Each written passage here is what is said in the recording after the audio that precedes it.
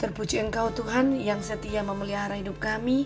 Hingga hari ini Tuhan masih menjumpakan kami satu dengan yang lain. Jumat 26 Maret 2021. Mari saudara kita bersyukur di dalam doa. Terima kasih ya Allah. Berkat kasih kuasa-Mu senantiasa nyata bagi kami hingga hari ini.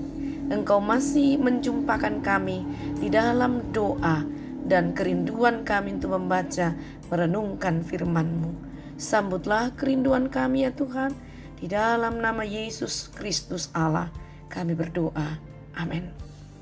Saudara, firman Tuhan hari ini Filipi pasal 2 ayat 1 sampai ayatnya yang ke-11. Nasihat supaya bersatu dan merendahkan diri seperti Kristus.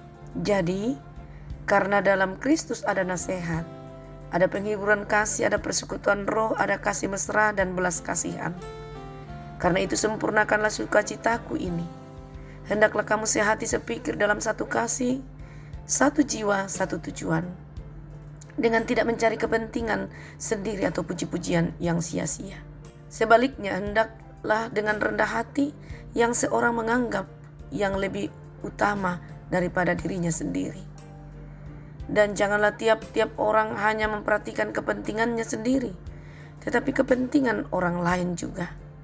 Hendaklah kamu dalam hidupmu bersama menaruh pikiran dan perasaan yang terdapat juga di dalam Kristus Yesus, yang walaupun dalam rupa Allah, tidak menganggap kesetaraan dengan Allah itu sebagai milik yang harus dipertahankan, melainkan telah mengosongkan dirinya sendiri dan mengambil rupa seorang hamba dan menjadi sama dengan manusia. Dan dalam keadaan sebagai manusia, ia telah merendahkan dirinya dan taat sampai mati, bahkan sampai mati di kayu salib. Itulah sebabnya Allah sangat meninggikan dia dan mengaruniakan kepadanya nama di atas segala nama, supaya dalam nama Yesus bertekuk lutut segala yang ada di langit dan yang ada di bumi dan yang ada di bawah bumi, dan segala lidah mengaku Yesus Kristus adalah Tuhan bagi kemuliaan Allah Bapa. Inilah saudara bagian firman Tuhan yang diperkenankan kita membaca untuk kita renungkan dan pegang hari ini.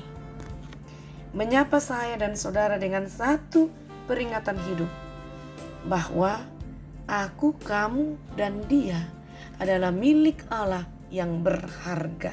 Saudara, setiap kita merupakan bagian dari komunitas yang memiliki identitas tertentu. Entah itu keluarga, gereja, atau masyarakat. Dan kekuatan komunitas orang percaya atau persekutuan terletak pada hati, pada pikiran, pada kasih, pada jiwa, dan tujuan di antara para anggota persekutuan atau komunitas beriman itu. Ayat 2 mengatakan, karena itu sempurnakanlah sukacitaku dengan ini. Hendaklah kamu sehati sepikir dalam satu kasih, dalam satu jiwa, dalam satu tujuan. Nah, jika kesatuan itu tidak dimiliki, maka kesatuan orang percaya berada dalam ancaman atau bahaya. Jadi, kekuatan gereja atau persekutuan orang percaya adalah hati yang bertemu, yang menggambarkan pikiran mereka bersatu. Sebaliknya, hati yang kacau, yang saling membenci, tidak bertemu dan saling menyikut, maka akan membuat tumbuhnya bibit-bibit perpecahan dalam jemaat.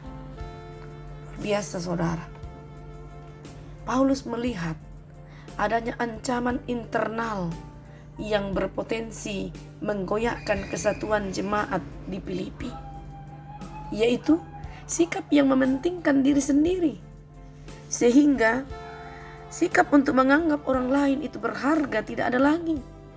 Malahan menganggap orang lain tidak penting. Sikap egois, egosentris.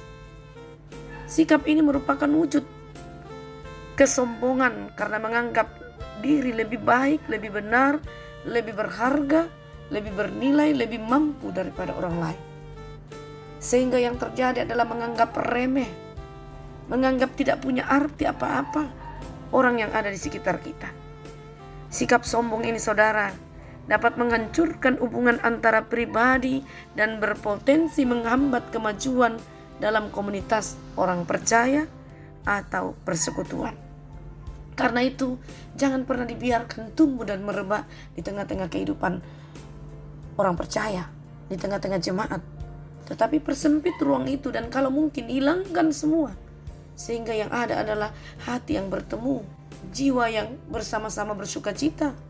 Nah, orang dengan sikap seperti ini yang mementingkan dirinya sendiri, dia akan cenderung senang mendapat pujian bagi dirinya sendiri.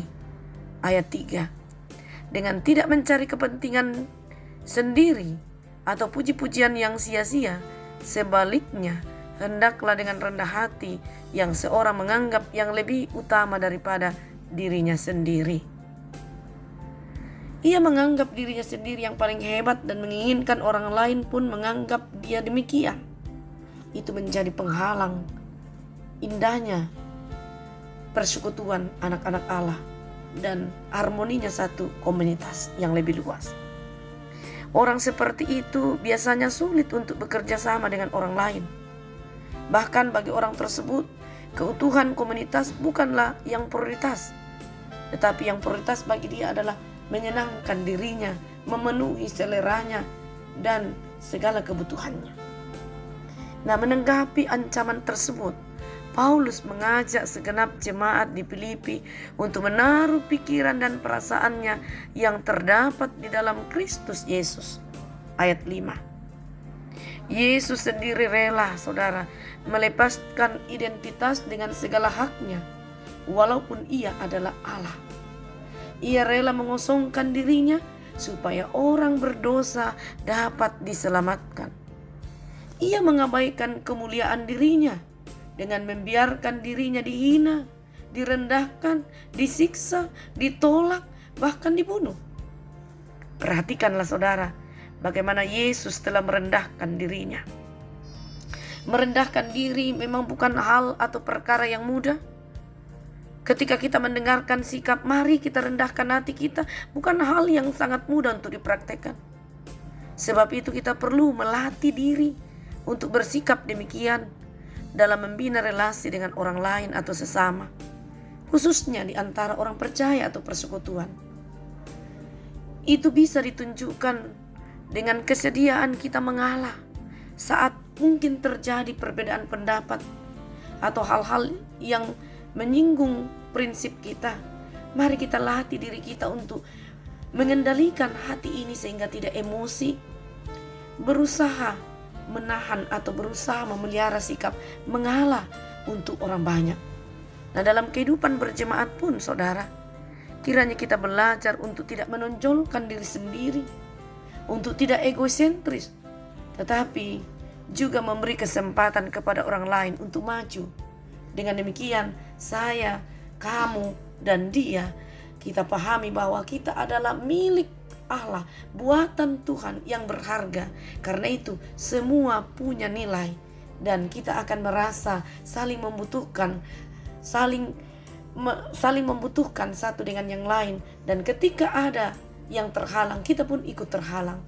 Itu makna dari indahnya hati yang telah bertaut dan indahnya persekutuan sebagai orang percaya yang terhisap satu di dalam Kristus Yesus, yang meninggalkan kemegahannya untuk sama seperti manusia kecuali dalam dosa, supaya dengan demikian kita boleh menjadi anak-anaknya, menjadi miliknya terus menerus di dalam karya penebusan dosa.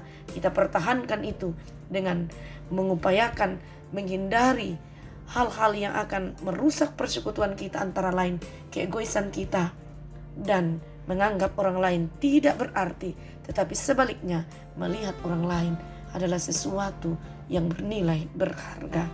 Terpujilah Tuhan. Amin.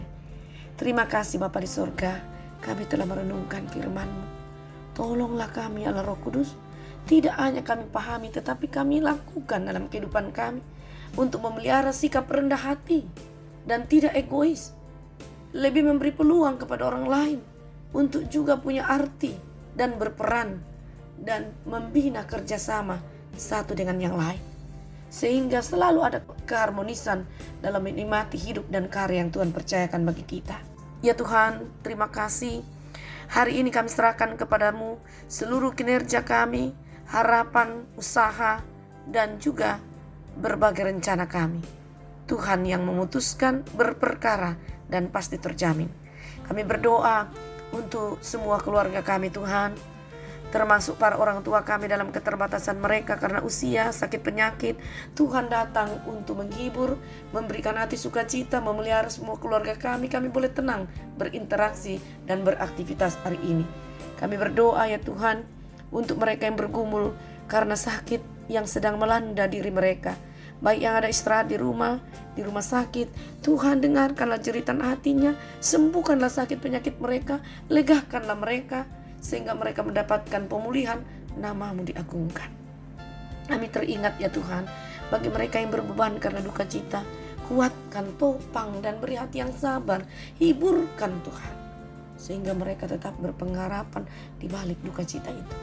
Kami berdoa Bapa di sorga, mereka yang berbahagia hari ini karena momen bersejarah dalam hidupnya, hari ulang tahun dirinya, hari ulang tahun pernikahannya, lengkapilah sukacita mereka, nama-Mu diagungkan. Kami berdoa ya Tuhan untuk pemerintah dan bangsa kami. Engkau memilih mereka sebagai alat-Mu yang rapuh dalam menempatkan mereka di tengah-tengah dunia ini untuk mengarahkan kami, memimpin kami ke arah yang berkenan kepadamu. Tuhan berkati. Kami pun menjadi masyarakat dan jemaat-Mu yang begitu taat, sehingga kami boleh menikmati juga berbagai kewajiban yang kami telah lakukan, dan dengan sendirinya nikmatlah hak-hak itu. Kami berdoa Bapa di sorga untuk semua keluarga hamba Tuhan. Engkau berkati karya, pelayanan, dan keluarga mereka. Mereka senantiasa terjamin di dalam cinta kasih Tuhan sendiri.